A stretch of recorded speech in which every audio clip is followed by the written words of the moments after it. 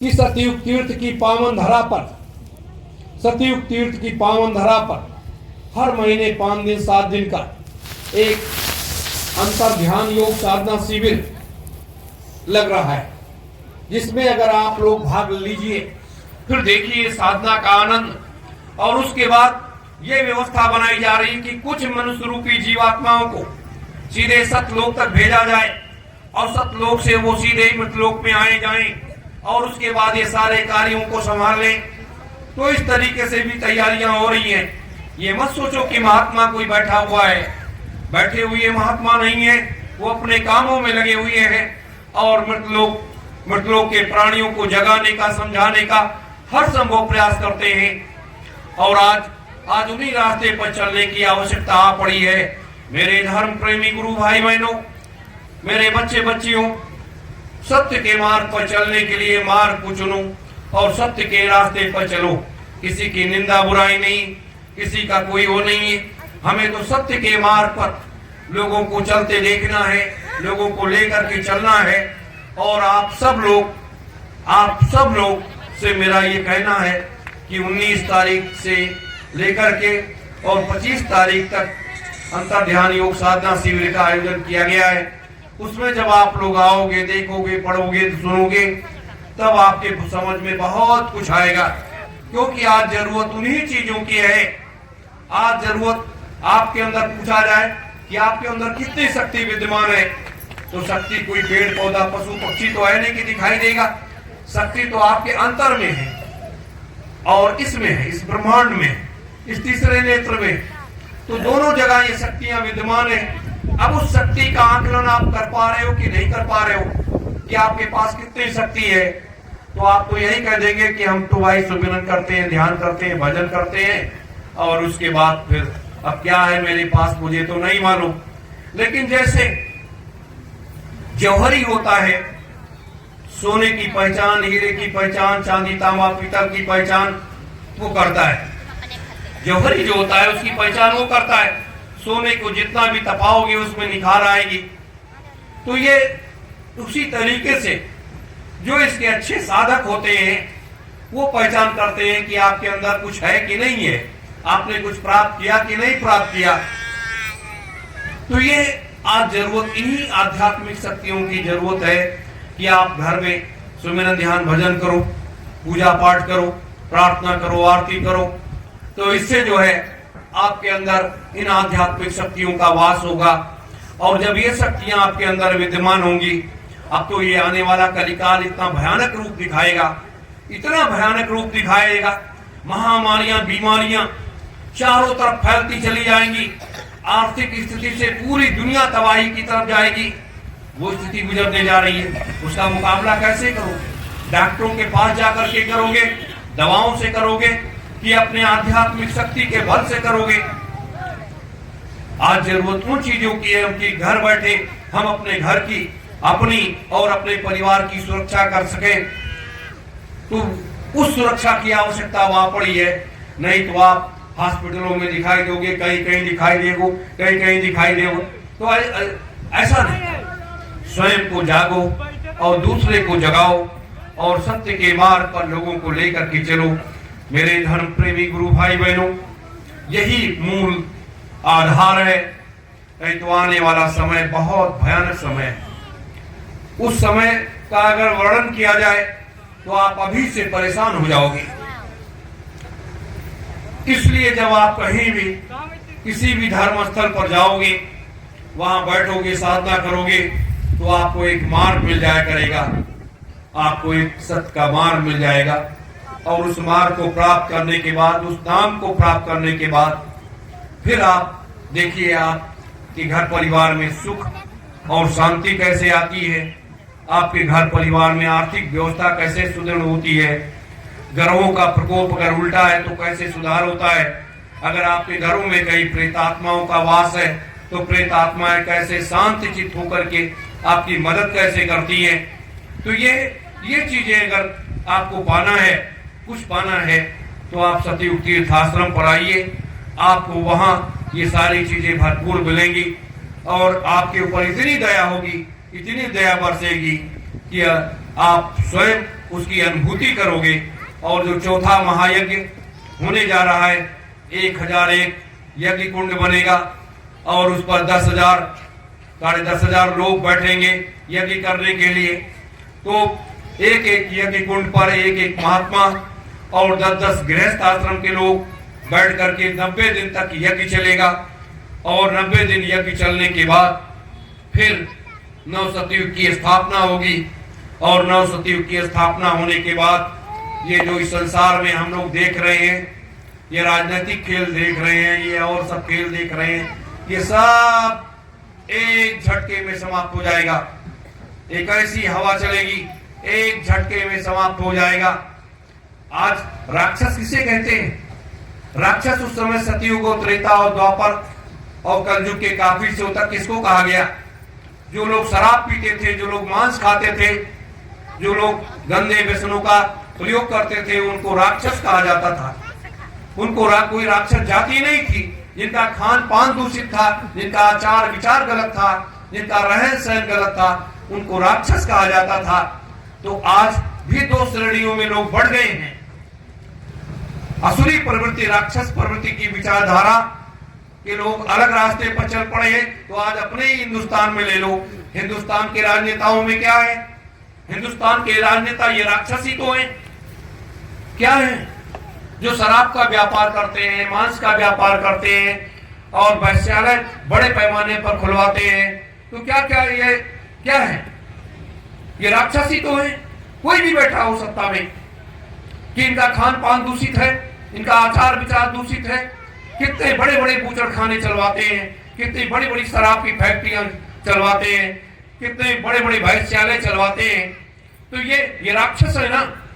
ये कोई धर्मावलंबी लोग नहीं है, ये लोग राक्षस हैं। और इन राक्षसों से सतर्क और सावधान रहना चाहिए। आने वाला समय इन्हीं राक्षसों का तो सफाया होगा। और किसका होगा? इन्हीं राक्षसों का सफाया होगा। और जो लोग अपने खान पान आचार विचार को सुधारेंगे नहीं, उनका सफाया हो जाएगा, उनका सफाया हो जाएगा। देखते देखते एक नया फिर कोस कोस पर दीपक जलेगा। क्या स्थितियां गुजरेंगी? एक मनुष्य दूसरे मनुष्य से मिलने के लिए तरस जाएगा। वो समय आ रहा है, वो समय आ रहा है। इतना भयानक स्थिति होगी, कोई किसी को उठाने वाला नहीं मिलेगा। इसकी कभी किसी ने कल्पना ही नहीं की। हमारे महात्माओं ने, हमारे गुरुओं ने पहले से इस चीज को आगाह कर दिया, लेकिन लोग उस मार्ग पर चलना नहीं चाहे और सोचे खजाने को भरने के लिए मांस का व्यापार करो, शराब का व्यापार करो, बच्चियों का व्यापार करो, ये करो वो करो। तो ये सारे व्यापार हमारे देश के राजनेता कर रहे हैं। जो कोई प्रधानमंत्री बना बैठा है, कोई मुख्यमंत्री बना बैठा है, कोई सांसद विधायक बना बैठा है, कोई कुछ है।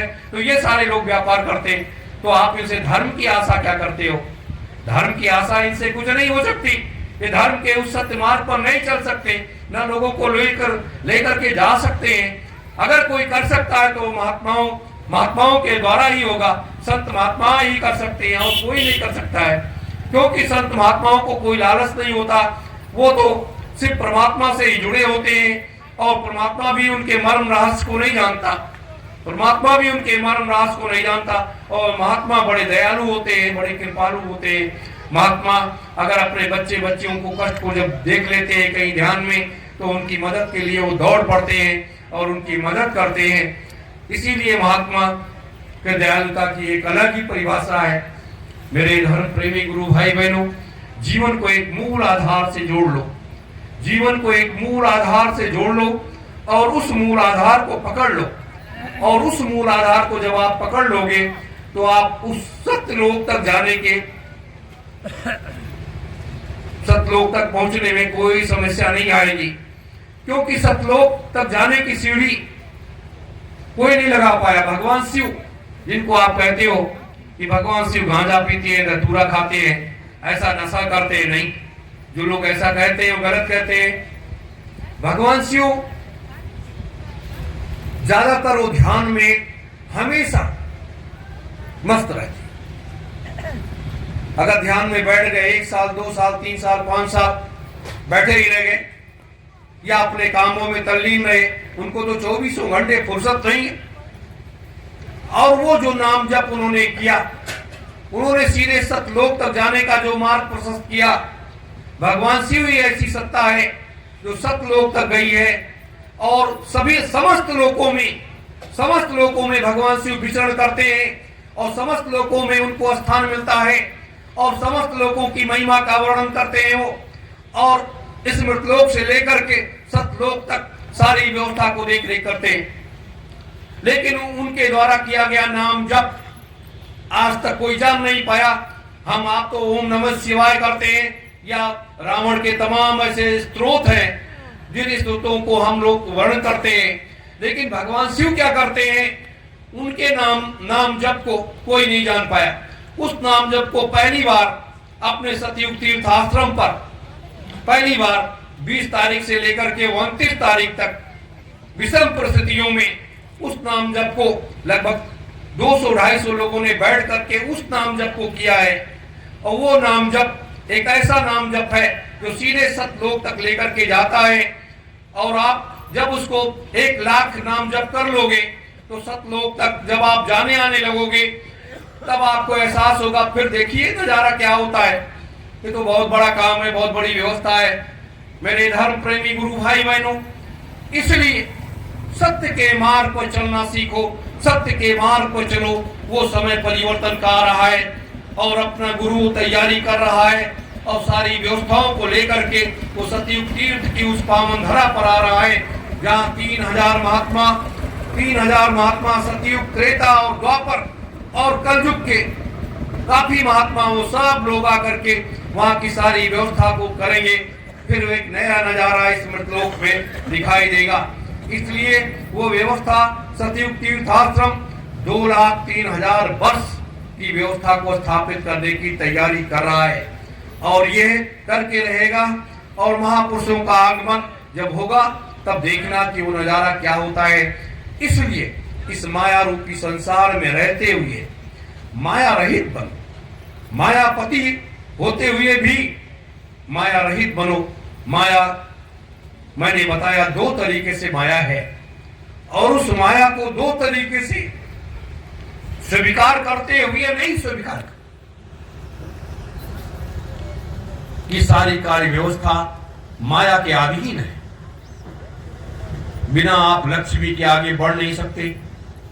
जिन्हें हम रुपया सोना चांदी कहते हैं उसके आगे बिना बढ़ नहीं सकते।